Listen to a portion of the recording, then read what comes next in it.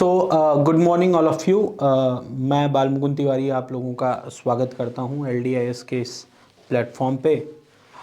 As we know कि आने वाले समय में हम लोगों का UPSC और UP PCS, हरियाणा PCS बहुत सारे एग्ज़ाम्स जो हैं वो अब शुरू होने वाले हैं। इसके रिगार्डिंग मैंने सोचा कि क्यों ना आप लोगों को एक प्रिपरेशन की स्ट्रेटजी बताई जाए, जिसके तहत कि आप अगले आने वाले कुछ समय में या आने वाले कुछ दिनों में अपनी तैयारी को किस तरीके से करें कि सिलेक्ट होने के जो प्रोबेबिलिटी है या जो चांसेस हैं वो ज़्यादा से ज़्यादा आप मैक्सिमाइज़ कर सकें। ठीक है, तो इसमें आज जो हम जिस टॉपिक पर बात करेंगे या जिस विषय पे भी बात करेंगे वो बेसिकली हम लोगों का पहला पार्ट है।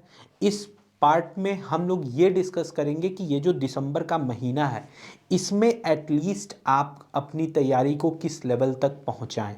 ठीक, ये वीडियो की एक सीरीज़ रहेगी जिसमें मैं हर मंथ के स्टार्टिंग में आकर के और आप लोगों को स्ट्रेटजी बताऊंगा एटलीस्ट फरवरी मार्च तक, कि फरवरी मार्च तक आप अपने कोर्सेज़ को कैसे ख़त्म करें और कैसे इतना कर लें कि आपका जो जो एग्ज़ाम आने वाला है उसके लिए आप फुल्ली प्रिपेयर हो जाएं। ठीक, तो प्लीज़ जो ये वीडियो है इसको काफ़ी सीरियसली देखना, बहुत इम्पॉर्टेंट है और निश्चित रूप से आप लोगों को ये बहुत ज़्यादा फ़ायदा देगा अगर आपके पास एक प्रॉपर प्लान हो और एक प्रॉपर स्ट्रैटेजी हो जिसके तहत आप अपनी पढ़ाई को करें। क्योंकि ये जितने भी एग्ज़ाम्स हैं बेटा, मैं आपको बता दे रहा हूँ अभी, this is not going to test your knowledge, this is only going to test your strategy and smartness. आप कितने स्मार्ट हैं ये भी ये चेक करेगा। ठीक, तो हम लोग मंथली ये स्ट्रैटेजी बनाएंगे, मंथली कैसे हम लोगों को प्रिपेयर करना है, हर एक मंथ को लेंगे। जैसे दिसंबर हो गया, नेक्स्ट पार्ट में हम लोग जनवरी में जनवरी की बात करेंगे, फरवरी में फरवरी, और फिर मार्च में हम लोगों का तो एग्ज़ाम्स, मार्च के बाद से एग्ज़ाम्स वाले माहौल शुरू ही हो जाएंगे। तो ये पर्टिकुलर जो ये हमारा जो आज का जो टॉपिक है ये है 1 मंथ स्ट्रैटेजी। 1 मंथ की जो स्ट्रैटेजी है यानी 1 महीने की आपकी रणनीति क्या होगी उसकी हम लोग बात करेंगे। और ख़ास करके जिस मंथ को हम लोग कंसीडर कर रहे हैं वो अभी का जो हमारा महीना चल रहा है दिसंबर का, इसमें हम लोग बात करेंगे कि दिसंबर में हम लोग अपनी तैयारी को किस तरीके से करें, कौन कौन से टॉपिक्स को हमें पढ़ना चाहिए और कैसे अपनी तैयारी को आगे बढ़ाना चाहिए। ठीक है, तो यहाँ पर बेटा एक चीज़ याद रखना कि चूंकि पता है कि अब समय बहुत कम है तो इसलिए अब एक प्रॉपर रणनीति भी चाहिए अपने प्रिपरेशन को। तो अभी क्या है कि दिसंबर के महीने में आप लोगों को क्या करना है कि दिसंबर के महीने में यू हैव टू, पहली चीज़ तो जो लोग अभी तक अपनी पढ़ाई को 3 घंटे 4 घंटे पढ़ रहे थे, बेटा ये चीज़ याद रखना कि दिसंबर से मिनिमम आप लोगों को कितना देना है, 8 आवर्स जो है वो अपनी स्टडी को देना है। 8 घंटे से कम अगर आप तैयारी को समय दे रहे हो तो निश्चित रूप से आप पाप कर रहे हो, और ये जो पाप है ये भरपाई इसकी आपसे समय ले लेगा आने वाले समय में। ठीक है, तो इसीलिए 8 आवर्स कम से कम हमें अपनी प्रिपरेशन को करके मेंटेन करके रखना है। ठीक, दूसरी चीज़ हम लोग क्या देखेंगे इसमें कि हम लोगों का जो मेन फोकस रहेगा, मेन फोकस वो अभी क्या रहेगा, मेन फोकस हमारा बेटा रहेगा 2 सब्जेक्ट्स के ऊपर। हम लोगों को दिसंबर के महीने में अपने 2 सब्जेक्ट्स के ऊपर ध्यान देना है। 2 सब्जेक्ट्स का मतलब ये होता है कि अपने पसंद के 2 विषय कोई भी चुन लो, जो तुमको लगे कि तुम मतलब जो आप लोगों ने अभी तक अच्छे से पढ़ा हुआ हो, आसान लगता हो, क्योंकि अभी पता है कि 10-15 दिन तो वैसे ही निकल गए दिसंबर के, 15 दिन आपके पास बचे हुए हैं। तो ये 2 सब्जेक्ट्स जो हैं ये आप लोगों को लेने हैं, आप अपनी चॉइस से ले सकते हैं। मेरे हिसाब से मैं जो कहूँगा कि वो जो 2 सब्जेक्ट्स आपको लेने चाहिए बेटा, वो एक होगा आपका क्या, पहला होना चाहिए that is your Indian Indian polity, और जो दूसरा सब्जेक्ट आप लीजिए वो लीजिए आप क्या, ज्योग्राफी। ठीक, आप क्या लीजिए, इंडियन पॉलिटी लीजिए और इंडियन ज्योग्राफी लीजिए। आप ये टारगेट सेट करिए कि इस आने वाले 2 महीने के अंदर आप क्या करेंगे कि आप इन 2 महीने कह रहा हूँ, इस आने वाले इस दिसंबर के महीने में आप क्या करेंगे कि एटलीस्ट इंडियन पॉलिटी और ज्योग्राफी इन दोनों को तो आप खत्म करेंगे ही करेंगे।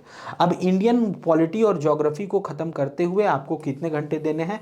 8 घंटे देने हैं कम से कम आपको अपनी प्रिपरेशन के लिए। ठीक, आगे बढ़ते हैं और हम लोग ये देखेंगे आगे कि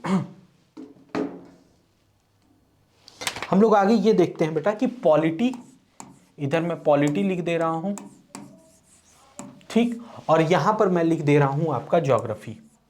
अब इन दोनों को हमें कैसे डील करना है इसको हम समझ लेते हैं। ठीक, पॉलिटी में अगर हम देखें तो जैसे कुछ चैप्टर्स हैं स्टार्टिंग के, जैसे मेकिंग ऑफ कॉन्स्टिट्यूशन, ठीक। दूसरा है आपका fundamental right, DPSP, president, parliament, state legislature यानी कि विधानसभा, ठीक है। उसके बाद पंचायत। ये कुछ इंपॉर्टेंट चैप्टर्स हैं पॉलिटी के जिसमें कि बार बार आप लोगों से सीधे सीधे क्वेश्चन पूछता है।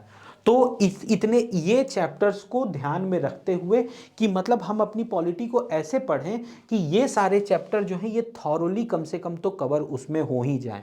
ठीक, दूसरा चीज़ हमें जो इसमें ध्यान रखना है कि हमारी जो प्रिपरेशन रहेगी ये प्रीवियस ईयर क्वेश्चन बेस्ड रहेगी। डिटेल्ड एनालिसिस आप लोग करेंगे लास्ट ईयर के एग्जाम्स में कहाँ कहाँ से क्वेश्चंस पूछे गए हैं, ये सारी बातों को देखते हुए, लास्ट ईयर के क्वेश्चंस को ध्यान में रखते हुए कि कौन से चैप्टर्स से क्वेश्चन आ रहे हैं, उसको कंसिडर करते हुए आप अपनी तैयारी को करेंगे। ठीक है, उसके साथ अगर जैसे कि हम देखें कि लास्ट ईयर में अगर हम देखें तो प्रेसिडेंट, सुप्रीम कोर्ट, इससे क्वेश्चन यूपीएससी में आया था। ठीक है, तो अब जैसे आप लोग क्या करिए कि लास्ट ईयर के पेपर्स को निकालिए, उनको थॉरो देखिए कौन से चैप्टर्स में से क्वेश्चंस आ रहे हैं, उनको आप स्पेशली तैयार करिए इस आने वाले दिसंबर के महीने में पॉलिटी में से। ठीक है, तो प्रिपरेशन आपकी जो होगी वो ऐसी होनी चाहिए। अब स्मार्ट प्रिपरेशन करने की ज़रूरत है, तो आप प्रीवियस ईयर क्वेश्चन बेस्ड अपनी प्रिपरेशन को करेंगे। ये नहीं कि पॉलिटी में ऐसे भी कई सारे चैप्टर्स हैं जिससे जनरली क्वेश्चंस नहीं आते हैं, जैसे म्यूनिसिपैलिटी से जल्दी क्वेश्चन नहीं आते हैं, लेकिन वहीं पंचायती राज से क्वेश्चन आते हैं। तो पंचायती राज आपको जरूर से जरूर तैयार कर लेना है। म्यूनिसिपैलिटी अगर कम भी तैयार करो तो कोई इशू नहीं है, लेकिन ऐसा ना हो कि पंचायती राज या पंचायत से अगर कोई क्वेश्चन आ रहा हो तो वो आपका गलत हो जाए। ठीक है, दूसरा अगर हम ज्योग्राफी की तरफ जाते हैं बेटा, तो इसमें क्लास 11th की जो 2 एनसीईआरटी हैं, एक फिजिकल और एक इंडियन, 2 एनसीईआरटी हैं क्लास 11 की। इन दोनों एनसीईआरटी को एकदम थॉरोली पढ़ डालो, डेली 2-2 चैप्टर खत्म करो, जैसे भी करना है इन 2 एनसीईआरटीज को खत्म करो इस 15-20 दिन के अंदर, और ये इजीली खत्म भी हो जाएगी। ठीक, साथ ही में ज्योग्राफी में हमें दूसरी चीज़ क्या नज़र में रखनी है, वो रखनी है क्या, वो है इंपॉर्टेंट प्लेसेस इन न्यूज़।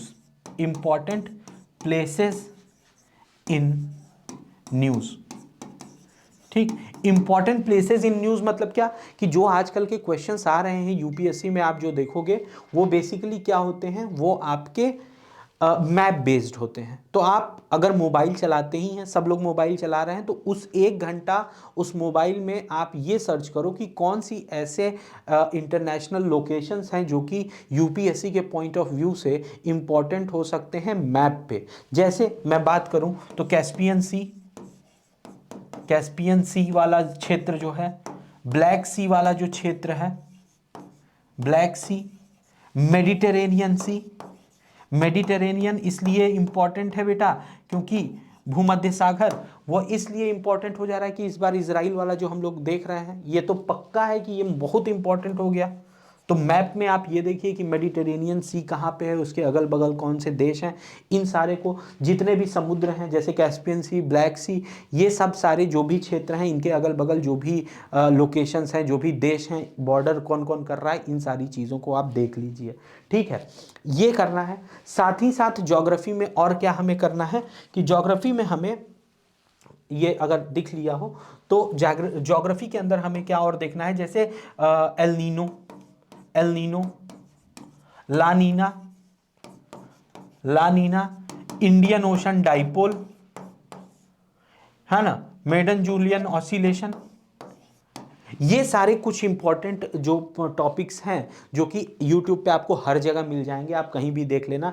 इन सारे टॉपिक्स को आप ज्योग्राफी में कंप्लीट कर लेना अपने हिसाब से, ठीक है। उसके बाद फिर यहाँ से क्या करना है, इसको करने के बाद हम वापस कहाँ जाएंगे, हम वापस जाएंगे PYQ पे, जो कि यूपीएससी या जो भी स्टेट के आप एग्जाम दे रहे हो उसका लास्ट ईयर का पेपर उठाओ, देखो कि कौन से पोर्शन से कौन से चैप्टर से क्वेश्चन आ रहे हैं, ठीक। जैसे ही आपने पीवाईक्यू उठाया, देखा कि अच्छा ठीक है इंडियन ज्योग्राफी में यहाँ से पूछ रहा है। जैसे मैं एक बात बताऊं कि इंडियन ज्योग्राफी में मान लो सपोज दैट रिवर सिस्टम, ठीक है ना, नदियाँ, रिवर, तो रिवर्स कौन कौन सी रिवर हैं इंडिया में, कौन कौन सी उनकी इंपॉर्टेंट ट्रिब्यूटरी हैं, हालांकि मैं एक वीडियो बना दूंगा इस पर भी आप लोगों के लिए।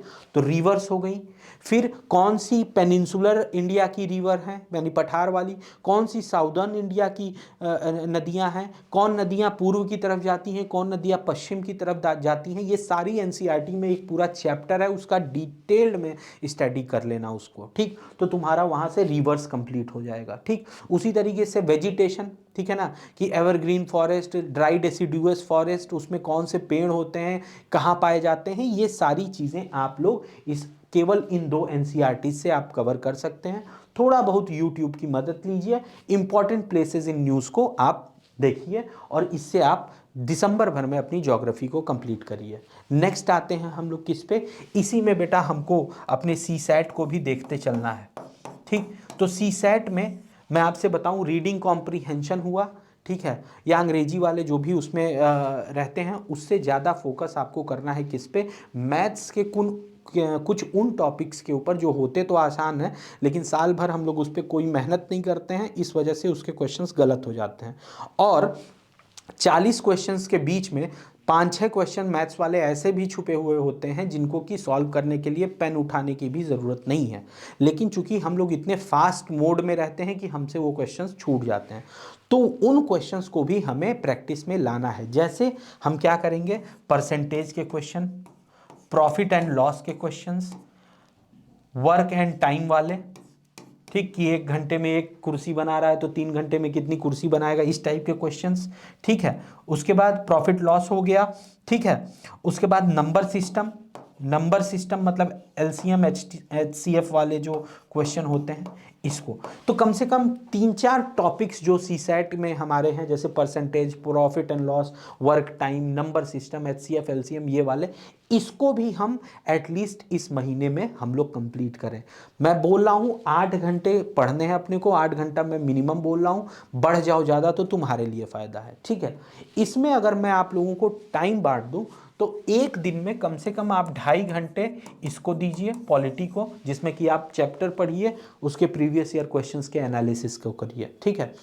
2.5 घंटे आप दीजिए ज्योग्राफी को, जिसमें आप चैप्टर को पढ़िए और प्रीवियस ईयर क्वेश्चंस को एनालिसिस करिए। तो 2.5 5, 1 घंटा आप दीजिए गूगल को, किस लिए, कि आपको ये सब प्लेसेस इन न्यूज़, ये सब फेनोमिनन जो भी हैं, El Nino, La Nina, 1 hour आप इसको भी दे सकते हैं, ठीक है। तो 2.5 5 एक 6 घंटे, 6 घंटे हो गया। उसके बाद 2 घंटे आप दे दीजिए सीसैट को डेली। तो सीसैट को आप कितना देंगे, CSAT आपने दिया कितना, 2 आवर्स, ठीक। तो ये 2 घंटे आपने दिए, इस स्ट्रैटेजी को फॉलो करो 1 महीने, दिसंबर तक, ज़्यादा दिन भी नहीं है, 15 दिन फॉलो करो। 15 दिन फॉलो करने के बाद निश्चित रूप से आपको लगेगा कि आपकी प्रिपरेशन जो है वो एक अलग लेवल पे गई है, एक नेक्स्ट लेवल पे गई है, ठीक। इसके बाद मोर रिगरस एक और डिटेल्ड प्लान लेकर के मैं नेक्स्ट मंथ में मैं आप लोगों को दूंगा, आप लोग उसको भी फॉलो करिए। और निश्चित रूप से ये मेरी एश्योरिटी है कि अगर आपने दिए हुए प्लान को अगर फॉलो कर लिया, इससे कम मत करना, ये मिनिमम मैं बता रहा हूँ, तो निश्चित रूप से मार्च से पहले पहले आप लोग इतने कैपेबल होंगे कि जो भी क्वेश्चंस आने वाले होंगे मार्केट में या एग्जाम्स में, वो आप डेफिनेटली सॉल्व कर पाएंगे, ठीक। तो अपनी प्रिपरेशन को करते रहिए, स्मार्ट तैयारी करते रहिए। मिलेंगे नेक्स्ट स्ट्रैटेजी के साथ, तब तक के लिए बाय।